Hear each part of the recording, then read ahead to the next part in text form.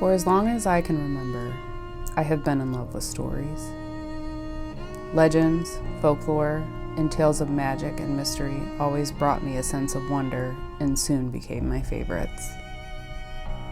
In my mind, those types of stories always made the world more magical, and life just seemed more fun that way.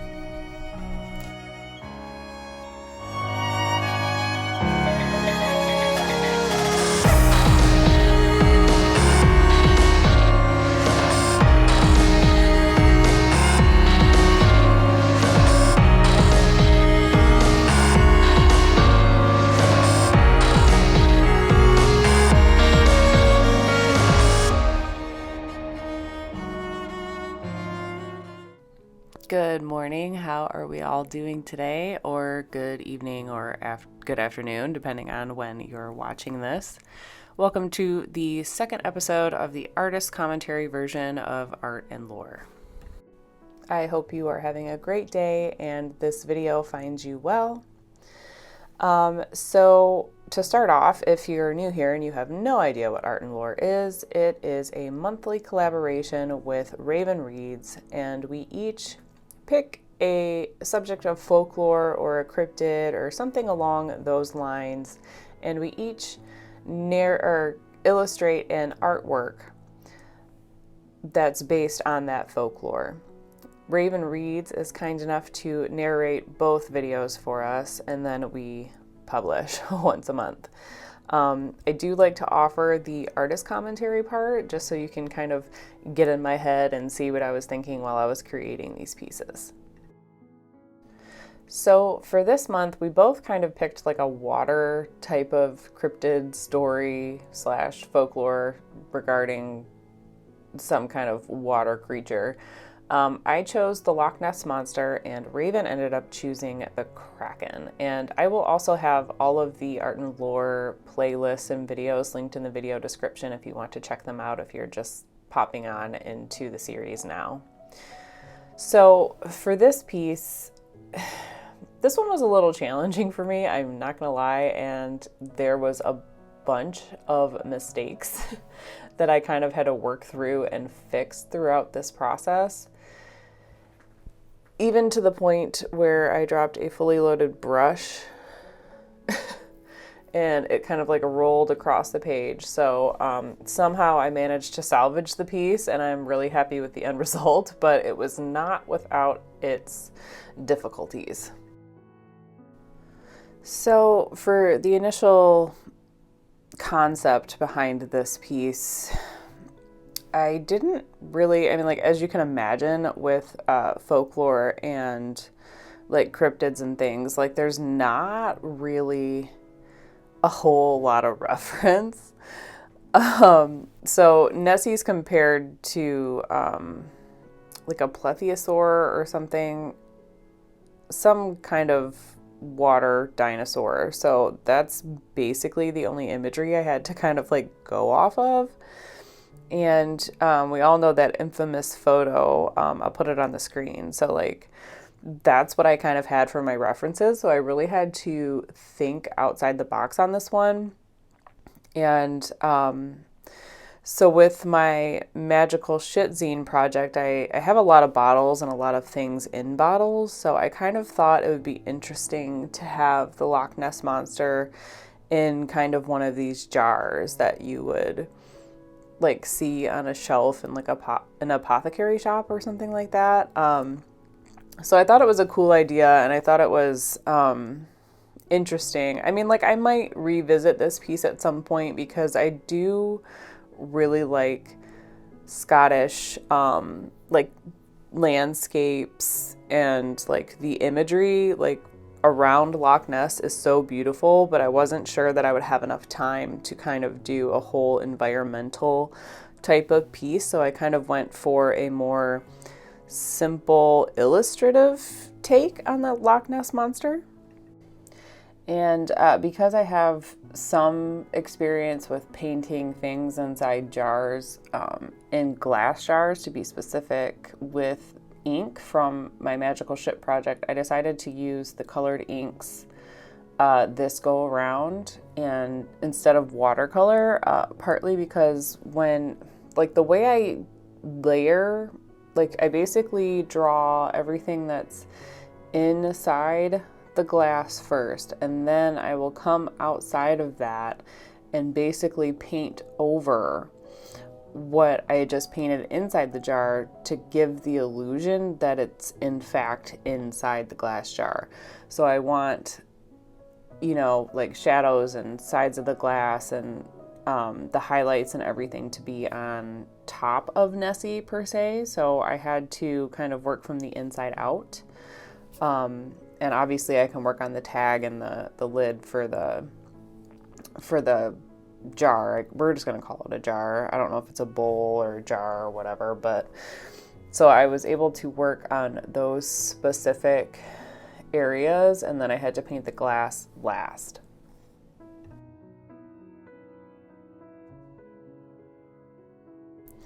I am also not lying when I say that this piece was fighting me the entire time. Even my camera, like right now, it's literally like you can see it slowly move out of frame. So like my phone was like moving as I was filming, and then I kept dropping things, and then I couldn't get the ink to cooperate and do what I wanted it to do. So towards the end of the piece, I actually had to pull some gouache in to get the opaqueness that I wanted without the shiny sheen that sometimes ink will give you. I think the only ink that I've met that does not do that is the Dr. P.H. Martin's Matte Black. That is such a beautiful ink. Oh my God, that's my favorite black ink to date. I don't think I will ever switch. I love that ink so much.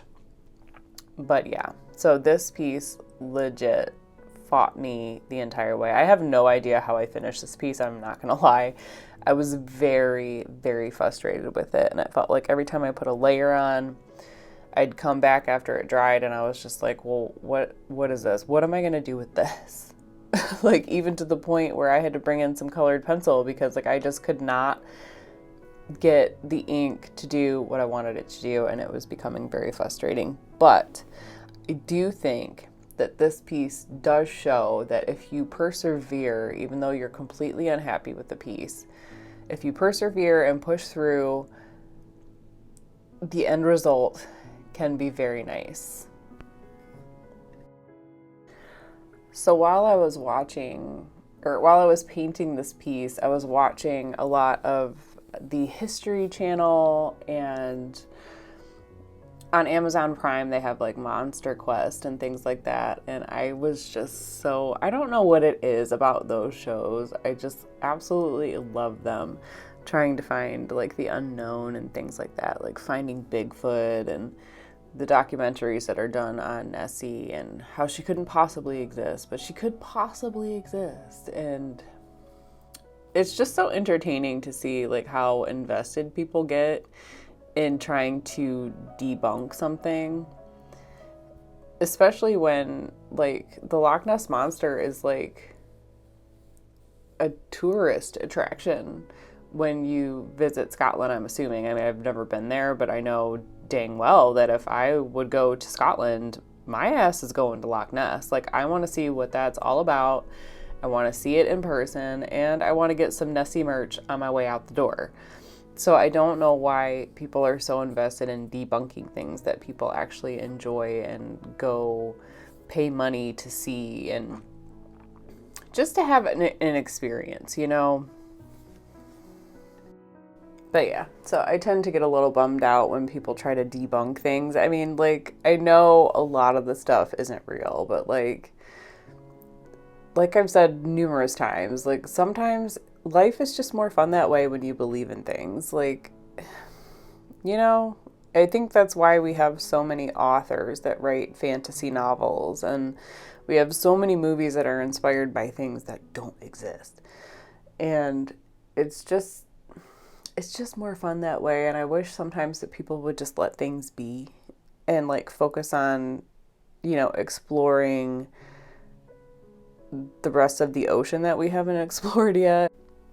It is interesting though, like, because eventually, like, maybe it would be cool like if they actually did, but like you never really want them to find anything anyway, because they just become like a science experiment, because they have to know everything about that thing, and let's keep it in captivity while we study it and blah blah blah. So I kind of like the fact that they haven't been found just from that aspect of things. So I don't know.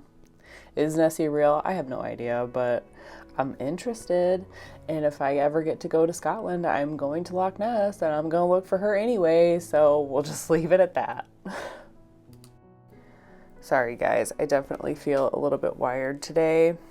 I'm really excited because like after I finish my work, I get to go to Home Depot and get the paint that I have been mulling over for about a month. And I think I found the perfect colors for the studio, and I am so excited to go get it. I do have to finish sanding and wiping down the walls and then priming before I paint, but because it's Memorial Day weekend, I don't want to go to Home Depot after today. I would just rather go to the hardware store now and have all my things on hand so I can just paint when I'm feeling the urge to paint. So I picked it was the closest color to like indigo that I could find in the Bayer section, and it's called Starless Night, and it is beautiful. I'm not going to paint the whole studio in indigo color though, but I do want like a statement wall where I have like one indigo type blue, like a really dark blue, and then the rest of it is going to be a ginger sugar, which is kind of like, it's a really light neutral color. It's not quite white, but it's got enough warmth in it to where like I'm going for a very calm and cozy studio, and the cool colors like the blues definitely calm me down, but I also want it to feel cozy and warm. So I picked kind of like a warm neutral to go with it, and I'm really excited to see how it looks on the walls. I'm just really excited in general. I am not gonna lie. Like, I am so excited. I took the measurements for the space yesterday while I was in there doing some sanding and stuff like that. And I actually want to build 2 bookshelves and a workbench, and also kind of like a printer Cricut station. So I had to take measurements and everything and try to see if I can design it in my iPad a little bit, just to see how everything is going to fit and look. Yeah, I'm so excited to get this done and have like a nice quiet place to run off to and just create things and enjoy my alone time, you know? I'm really excited to record talking head videos again, because it'll be quiet. It'll be so quiet. I'm so excited to have a quiet place to go and just think when I need to run away from life a little bit. Like I am truly an introvert. Like it's not that I don't like to socialize. I do like to socialize, but like lately I'm not into the politics talk. I'm not into hearing any more about COVID. Like, I'm just so stressed out from talking to people that I'm kind of like protecting my peace a little bit, and I just really want to go and make things. Like, I don't really feel like talking about stuff anymore. Like, I don't like the news. I can't even watch the news anymore. I can't watch the news. I deleted Facebook off my phone, Instagram off my phone. So if you've been wondering where I've been on those platforms, I'm just not posting there right now. I don't know if I'll go back to that.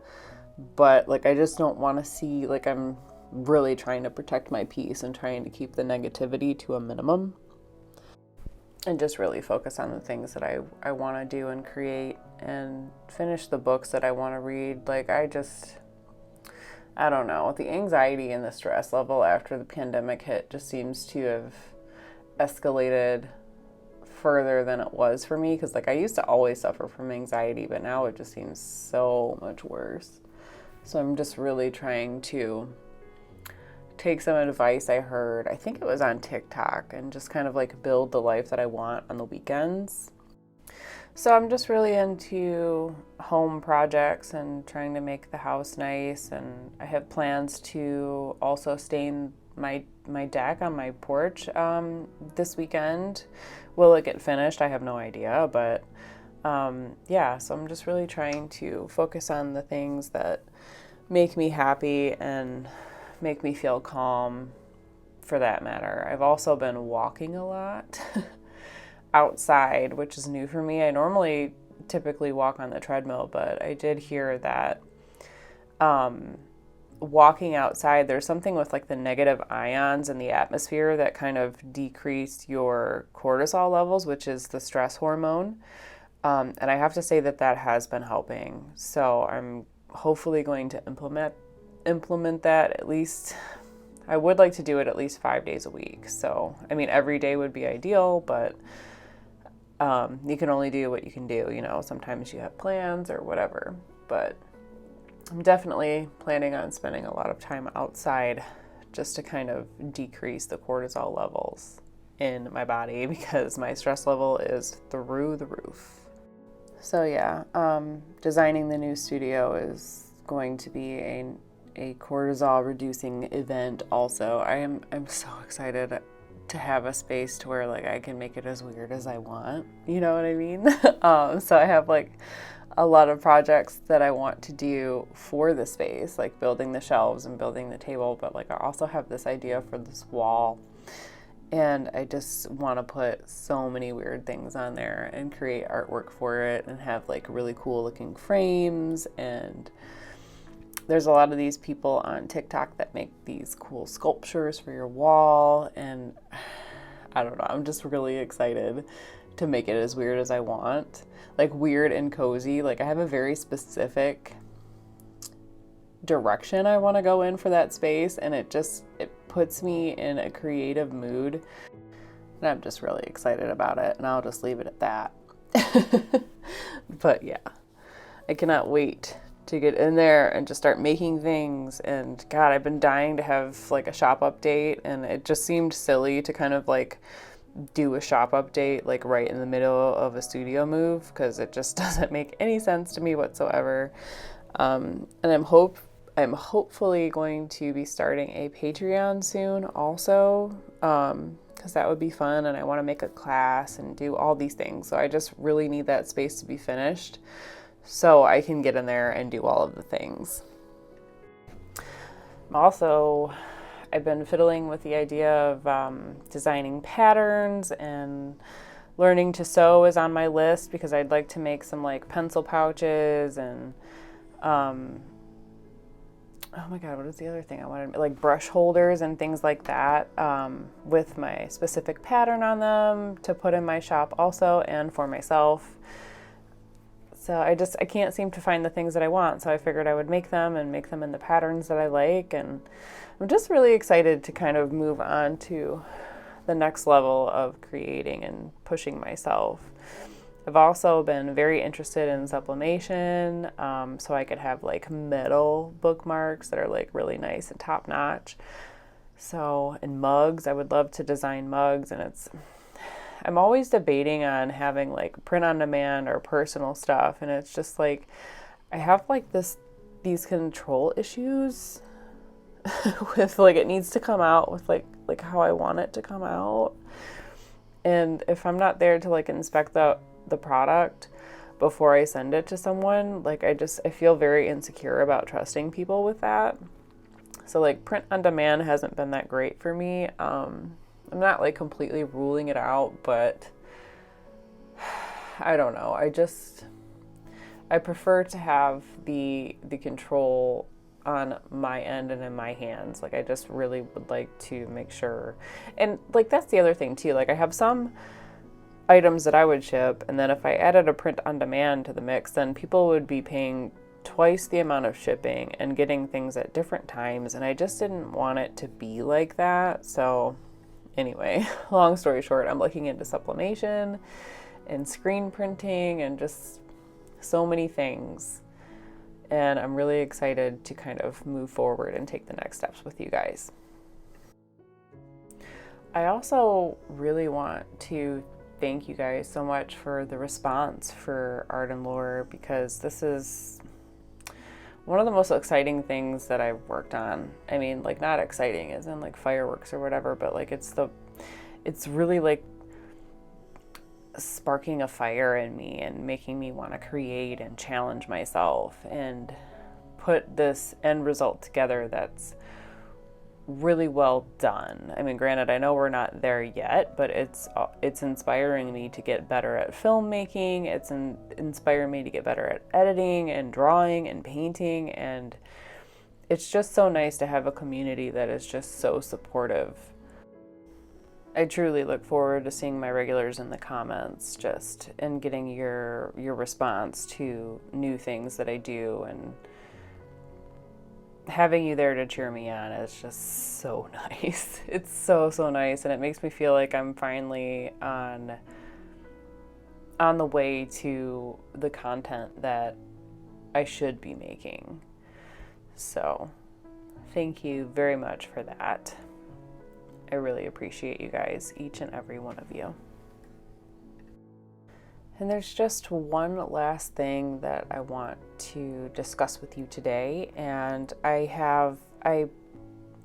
posted a poll on my community tab last night, and it was basically giving you a small update and asking you why you subscribed, if you're subscribed. Did you come for a tutorial? Did I help you in some way? Did you come for the reviews? Or was it an Inktober project, or was it the storytelling stuff that we're doing now? I mean, like, my vlogs haven't been very great, but was it a vlog? I'm just very curious to what made you hit the subscribe button, because I can feel my content starting to shift in a way that's more storytelling based. I mean, like, I do have a bunch of video ideas, and some of them are tutorials, and some of them are like recommendations and things like that. So I just want to keep you in mind while I'm crafting that new content. I don't get a lot of requests for certain things, but I am curious as to what made you hit the subscribe button, and also what made you stay. So if you could answer that for me in the comments, if you didn't see the poll, that would be really, really helpful for me, and in the long run helpful for you, because it will keep me on the right path as far as content is concerned. I also would like your opinion on what I could do better. I mean, I can accept criticism and take advice really freely, and really take that into account and put that into what I plan to produce in the future. So if you have any opinions on what I can do better, I mean, obviously, short of changing my voice, because I can't do that. I did have one lady that was kind of like, I don't like your voice. And I'm just like, okay, well, what was the point of telling me that? Because, like, all you had to do was just not watch the video instead of criticize me on something that I actually have no control over.